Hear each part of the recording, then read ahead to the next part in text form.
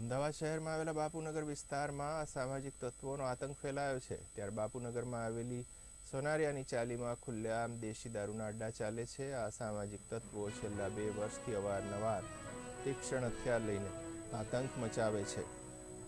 ફરિયાદીએ અવારનવાર પોલીસ ફરિયાદ પણ કરી છે। ત્યારે આ ફરિયાદના આધારે બાપુનગર પોલીસે એક આરોપીને પકડી પાડ્યો, ત્યારે અન્ય 5 આરોપીઓ હજુ પણ પોલીસ પકડથી બહાર છે। બાપુનગરમાં અસામાજિક તત્વોના કારણે સ્થાનિક લોકો ત્રાહિમામ પોકારી ગયા છે। ત્યારે સ્થાનિક પોલીસ ક્યારે અસામાજિક તત્વો સામે કાર્યવાહી કરશે તે લોકમુખે ચર્ચાતો મોટો પ્રશ્ન છે। મારા રેસિડેન્શિયલ એરિયાની પાછળ સોનેરિયાની ચાલી કરીને એરિયા આવેલો છે, જ્યાં ઘણા સમયથી અસામાજિક તત્વોનો ત્રાસ છે। ત્રાસમાં એ લોકો બહેનો દીકરીઓ, ચાલતી બહેનો દીકરીઓને દારૂના નશા કરીને છેડતી કરે છે।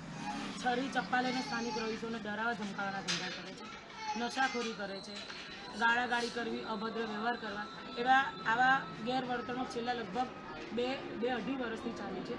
અને લગભગ રવિવારની વાત છે, 10 તારીખની આસપાસ અમારા લાઈનના 4-5 છોકરાઓ જે બહાર બેઠા હતા, એમની પાસે આવા અસામાજિક તત્વો આવીને માંગણી કરે છે। છોકરાઓ એની વાતને સ્વીકારતા નથી, એના માટે એ લોકોએ છોકરાઓની ઉપર છરી અને ચાકા વડે હુમલો કર્યો છે। અગાઉ અમે 100 નંબર પર કમસે કમ 6 મહિનામાં 5 થી 7 ફરિયાદો કરી છે। સુધીને બસ અમને ખાલી કહેવામાં આવે છે કે આગળના અમે કાયદાકીય પગલાં લઈશું અને ભવિષ્યમાં તકલીફ ના પડે એ રીતે કામગીરી કરીશું।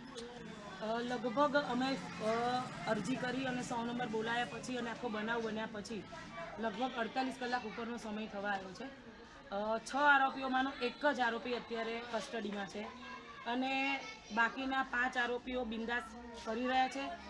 એનો ડર અત્યારે અમારા એરિયામાં જોવાઈ રહ્યો છે।